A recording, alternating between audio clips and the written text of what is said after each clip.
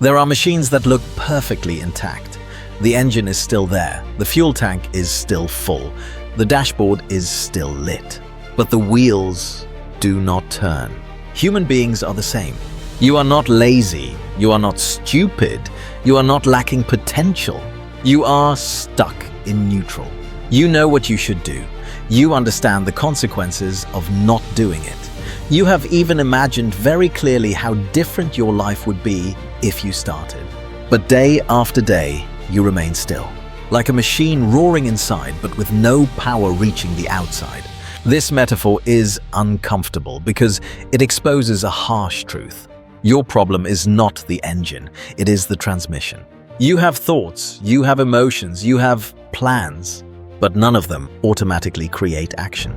We are taught that action comes from motivation, that you need to feel right first and then act. But this is one of the most paralyzing beliefs people carry. Emotions were not designed to initiate action. They were designed to react to the environment. And a safe environment always keeps you still. Your brain does not care about you becoming better. It cares about you surviving without spending extra energy. So it keeps you in a soft gear, even while you are frustrated with yourself. There is a very cold paradox. The more you think about what you need to do, the less you actually do. Because every loop of thinking becomes a pressure release valve for anxiety. You feel like you are progressing, while in reality, no wheels are turning. I once read a thought that said, procrastination is not a time management problem, but an emotional management problem. You are not avoiding the task. You are avoiding the discomfort attached to starting. And so you stay inside your head where everything feels safer than action. But a machine was not built to think. It was built to run. In the next part, we will look directly at this uncomfortable truth. You do not lack motivation. You are trapped inside a safety loop that is disguised very cleverly. And only when you see that loop clearly will you know where to apply pressure to make the wheels begin to turn. The safety loop is very comfortable. No pain, no risk, no failure. And that is why it is so hard to leave. You wake up and do familiar things. You think about doing something different. Then you return to what is familiar. Your brain calls this stability. In reality, it is stagnation. Here is the uncomfortable truth. You do not lack motivation to act. You are being rewarded for not acting. Every time you procrastinate, you avoid discomfort. Every time you wait, you avoid the risk of being judged.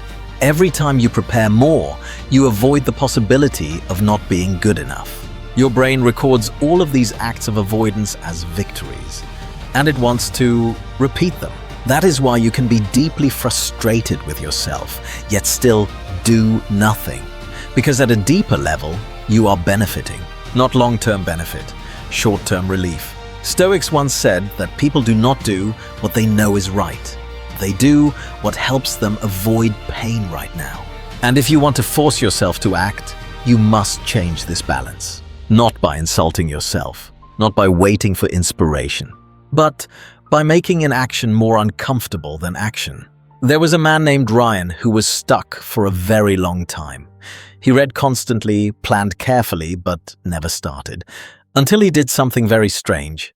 He publicly committed to his goal with a small group and set a real penalty if he failed. Not to receive encouragement, but to lose safety. Just losing a little safety was enough for the wheels to begin moving. Forcing yourself to act is not about becoming cruel. It is about choosing to create pressure intentionally instead of letting time and regret create pressure for you. In the next part, we will go deep into a very subtle trap. The more you think, the more you prepare, the more ready you feel. But that feeling itself is what keeps you stuck. And only when you dare to break it does action appear. The more you think, the more ready you feel. And the more ready you feel, the less likely you are to act. This is the trap. Preparation creates the illusion of progress. It feels productive, it feels responsible, it feels safe. And because it feels good, the brain prefers it to action. Action is uncertain. Preparation is controlled. So the mind chooses preparation again and again while telling you that you are getting closer. But closer to what? There is a very subtle addiction here. You become addicted to the feeling of being almost ready, almost confident, almost prepared enough. And that feeling becomes a hiding place. You read one more article, you watch one more video, you adjust the plan one more time. And each time, you delay the only thing that actually matters: doing. The harsh truth is this: you will never feel ready before action. Readiness is a reward that comes after you begin, not before. Confidence is not the cause of action. Confidence is the result of surviving action. Most people reverse this order, and that is why they remain stuck for years. There is a woman named Emily who wanted to start writing. She waited for clarity, for the right routine, for the right confidence. Years passed. When she finally forced herself to write without preparation, something unexpected happened. The fear did not disappear, but it became manageable, because it was no longer imaginary. Imagined fear is always bigger than real fear. Thinking magnifies fear. Action shrinks it.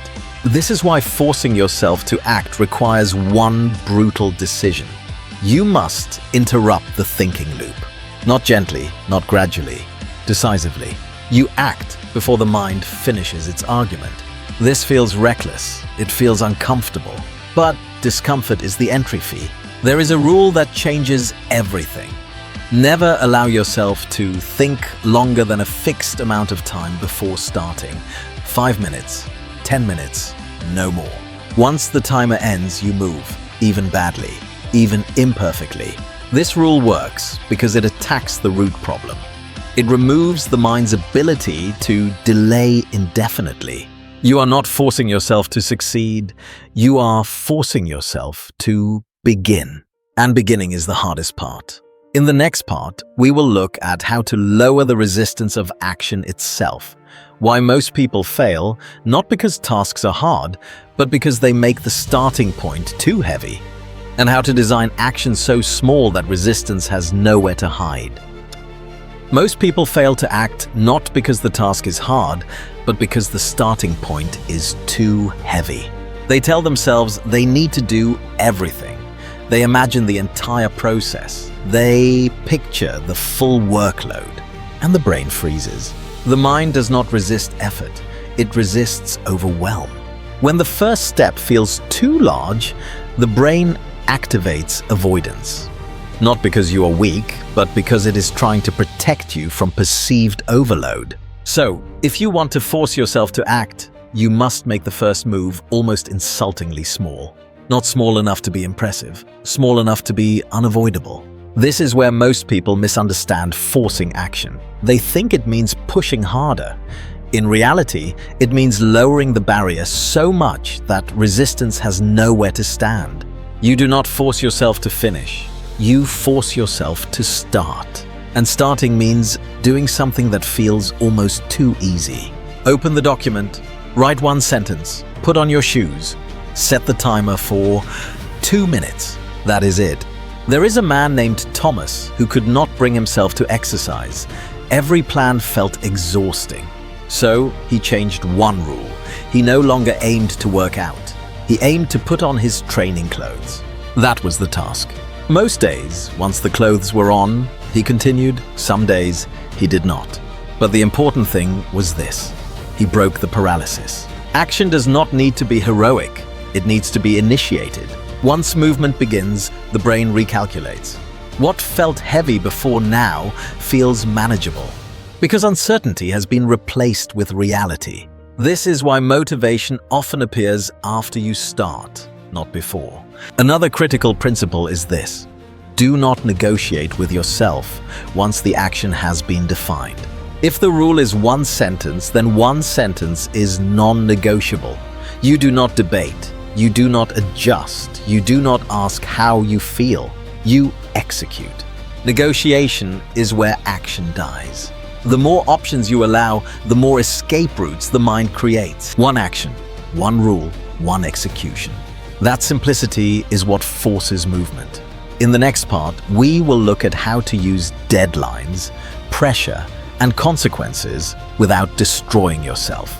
How to create external force in a way that supports action instead of creating burnout or rebellion. Pressure is not the enemy of action. Uncontrolled pressure is. Most people either avoid pressure completely or drown themselves in it. They wait until panic forces them to move, or they burn out trying to push constantly. Both fail. If you want to force yourself to act consistently, you must design pressure deliberately, enough to remove escape routes, not enough to break you.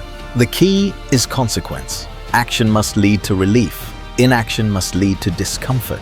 Right now, for most people, it is the opposite. Acting feels uncomfortable, inaction feels safe. So the brain chooses inaction every time. You have to reverse that equation. This does not mean punishing yourself emotionally. Shame and self-attack create resistance. They do not create movement. The pressure must be external, clear, and mechanical. There is a woman named Julia who struggled to study consistently. She tried motivation, schedules, affirmations. Nothing worked. So she created one rule. If she did not complete her daily task, she would donate a fixed amount of money to a cause she strongly disliked. No reflection, no excuses, no exceptions. The result was not emotional pain, it was clarity. Her brain quickly learned that not acting had a real, immediate cost. And once that cost existed, action became the easier option. This is important. Pressure works best when it removes choice. You should not decide every day whether you will act. That decision must already be made. The only thing left is execution. Another effective form of pressure is visibility. When no one sees your commitment, the brain knows it can escape quietly. When others are aware, silence becomes uncomfortable. This is why public commitment works, not because of praise, but because of accountability. You do not need a large audience. You need one real consequence. One person you must report to. One deadline that cannot be negotiated. One cost that feels real. The moment inaction becomes more uncomfortable than action, the balance shifts. This is not cruelty, it is structure. You are not forcing yourself to suffer. You are removing the option to drift. In the final part, we will bring everything together. Why forcing yourself to act is not about aggression or discipline, but about building a system where action becomes the natural outcome. And why, once this system is in place, forcing yourself is no longer necessary. Forcing yourself to act is not about becoming harsh. It is about removing illusion. The illusion that you need to feel ready. The illusion that thinking is progress. The illusion that waiting will somehow make action easier. Once you see these illusions clearly, the approach changes completely. You stop asking how to motivate yourself. You stop asking how to feel confident. You stop asking how to eliminate fear. Instead, you build conditions where action is the default outcome. You act because the thinking window is limited. You act because the first step is small enough to bypass resistance. You act because inaction now has a real cost. At that point, forcing yourself is no longer dramatic, it is mechanical. You do not need willpower every day. You need structure once. Structure that removes negotiation. Structure that creates movement even on bad days. Structure that does not depend on mood. There is a moment when you realize something important. The hardest part was never doing the work. The hardest part was deciding to move despite discomfort. Once that decision is built into a system, effort decreases. You no longer wake up asking whether you should act. You wake up knowing what happens if you do not. And because the system is clear, the mind stops resisting. Action becomes normal. Imperfection becomes acceptable. Progress becomes steady. This is how people who once felt stuck begin to move consistently. Not because they became stronger, but because they stopped giving their mind unlimited time and unlimited safety. They reduced options, they reduced thinking, they increased consequences. And with that, movement returned. Forcing yourself to act is not a lifelong struggle. It is a temporary intervention, a way to break the paralysis. Once momentum exists, force is no longer needed. Movement creates clarity. Clarity creates confidence. Confidence creates consistency, not the other way around. If there is one final truth to hold on to, it is this. You do not act because you feel ready. You feel ready because you acted. And the moment you accept that, the wheels begin to turn.